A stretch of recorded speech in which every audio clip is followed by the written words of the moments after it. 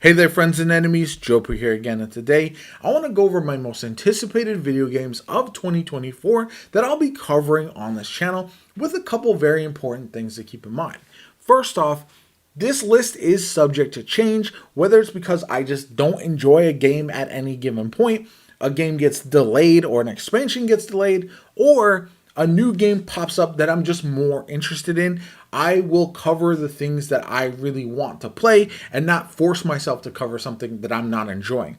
Number two, I'll be talking about new video games as well as old favorites of mine because I will be covering the DLC or expansion for that specific game. And that's where I'm going to start off is with Destiny 2: The Final Shape. I am a day one Destiny player. It really sparked my love of looter shooters and MMOs in general. So because of that, I am going to be there to cover and play The Final Shape, which is the culmination of a 10-year light versus dark saga. I've seen all the highs and lows of Destiny over the course of years, and I'll definitely be around to see the new campaign, the new loot, and the new raid. I'm very excited about it personally. It's been delayed to June, so you're going to see less Destiny content on the channel than you might have in the past for the next couple months because it will be a lull period, and I think a lot of people have the potential to burn themselves out before that major expansion. Again, I know not everyone's as excited about The Final Shape as I am because of the ups and downs that Destiny has experienced recently, but for me personally, I think it's going to be a major send-off for the game, and I know I'm going to enjoy The Final Shape at a minimum. Whatever happens after that, we'll have to wait and see.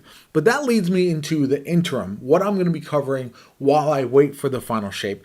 First off, Suicide Squad Kill the Justice League. That is a game that I was really unsure about for a long time. I didn't think that I was going to be very excited about Suicide Squad when I first saw it. There was a lot of things with the gameplay that I just wasn't interested in it. But having seen the feedback from the alpha, having learned more about not only the content cycle of the game, but even though people don't like live service games, I'm a fan of them. I think they do serve a purpose.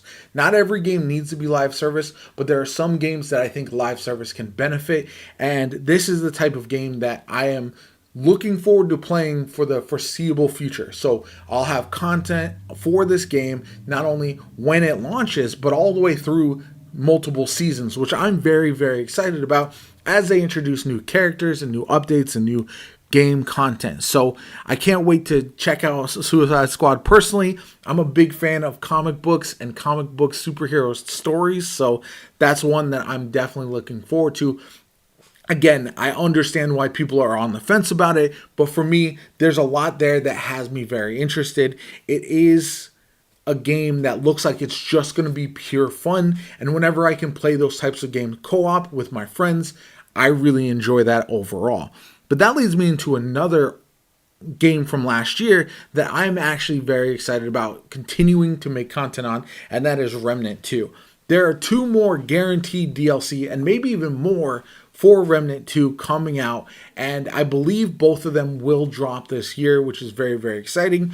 The way the developers Gunfire Games drop their DLC is relatively last minute with the notice that you do get, so don't be surprised if out of nowhere seemingly we get an update about DLC and I just really start to dive deep back into Remnant 2. It's a game I absolutely love. I think everybody should check it out. As a more shooter-focused Souls-like experience, I really enjoy the fact that you can play it on the easiest difficulty, accumulate a lot of gear, upgrade your characters, level up, all that kind of good stuff, and then take that into harder difficulty content all the way through Apocalypse level difficulty and really enjoy your time with it, but then challenge yourself as you not only get better at the game, but increase your skills and also increase your gear that you've obtained, perfect your builds, all that kind of good stuff. It really leads to a accessible Souls-like game that I really, really enjoy. And so that's one that I will 100% continue to cover as we go forward into 2024. Next up is another new game that I've played quite a bit and I've already covered a bit on the channel, and that is The First Descendant. This is a game that it looks like it's launching in the summer, and when it does drop is going to be very interesting to me, because obviously we have the final shape in June, and the crossover between the Destiny and the First Ascendant communities is going to be there. There's going to be a lot of people who want to play both, and so I do hope that the developers of the First Ascendant drop it at a time period where it's not directly competing with the final shape. Whether they do it beforehand in May or whether they hold it until August, either of those timeframes would be better than trying to compete fully with Destiny 2 and dropping this game in June, in my personal opinion.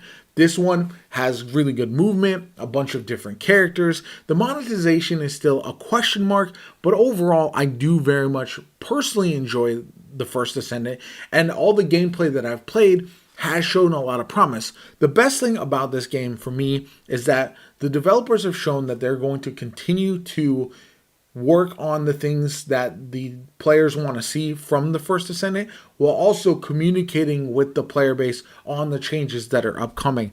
And that is something that is so important for a live service game as you proceed through and you want to see the progress made and see that the game is going to get better and better over time. This is something that has really served games like Warframe well. That game started off as one that I don't think anyone assumed would compete with the heavy hitters in the shooter genres, but it's stuck around for a long time now and continues to get better and better over time. Next up, we have a single player game that doesn't have a release date yet either, but I am really looking forward to playing, and that is Star Wars Outlaws. Obviously, I cover a lot of live service and ongoing grindy type games, but I'm also a big Star Wars guy, so having Outlaws be a heist-focused single-player experience is still one that I am really looking forward to, and I think could be very, very interesting. And so recent coverage of the game has looked very promising. We're going to have old favorite characters like Jabba the Hutt mixed with your new protagonist who hasn't been seen in the Star Wars universe as of yet. We're going to go to old favorite locations and also brand new locations, and it's just going to hopefully have a lot of those Star Wars vibes that I'm looking for. And it's nice to see a Star Wars game that is not primarily Jedi focused as well.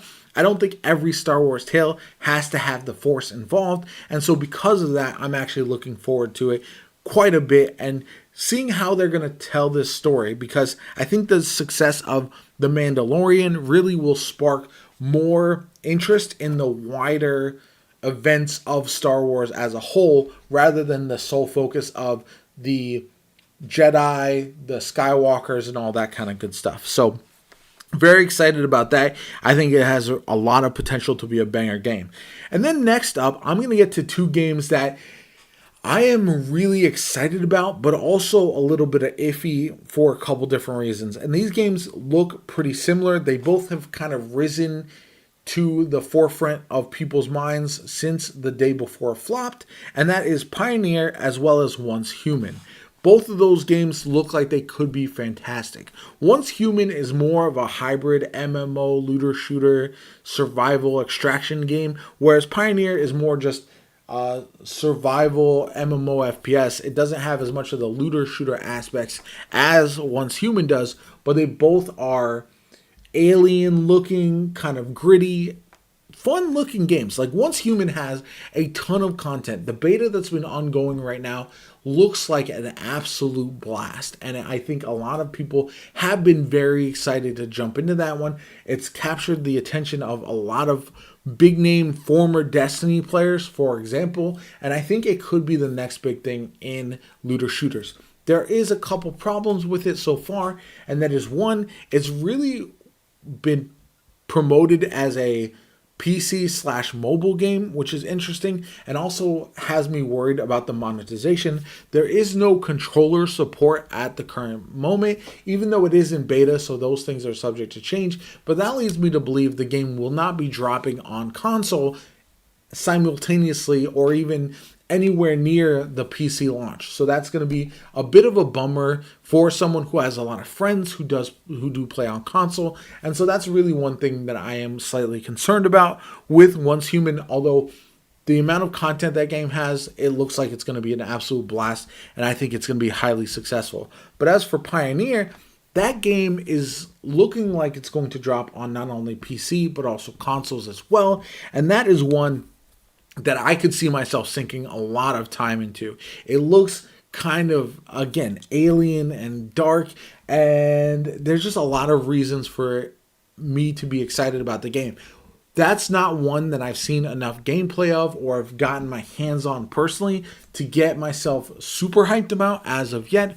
But if that one drops in the latter parts of 2024, I could definitely see myself getting lost into it. Same thing with Once Human. If that one does arrive on PC and is such a big deal that it almost feels like a must play, and they do add controller support, because that is something that I'm not really a mouse and keyboard player. I don't really enjoy mouse and keyboard at this point. So those are things that are important to me and my coverage of the game, not necessarily for the game as a whole. I think Once Human is going to be a banger. I think Pioneer is going to be a lot of fun, but there are still some question marks on whether I am personally going to play them and cover them on my channel. But other than that, those are my most anticipated. I already know that there's going to be other games that pop up that I check out, but we just don't know when they're going to arrive. The Division Heartland looks like it could be very, very good. We've got Arc Raiders, another extraction shooter that looks like it could be very fun. And there might be another single player sci-fi type game that really gets me excited. And there's also some Spider-Man 2 DLC we might get down the line as well. We know that a potentially 2025 Venom game is dropping, almost like a Miles Morales mini spinoff. So I don't know if we're going to actually see Spider-Man 2 DLC, but obviously I've covered that game on this channel as well. And so I will continue to check it out as we move forward if they do drop anything new. But if there's anything I missed, if there's any games that you think I should be covering on the channel going forward, let me know in the comments down below. I would love, absolutely love, to add new things to the list and really find a bunch of games that I can check out and have a great time with.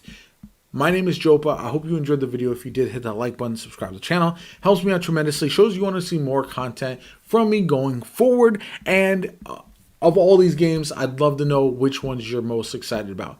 Have a good one, and I'll catch you all later.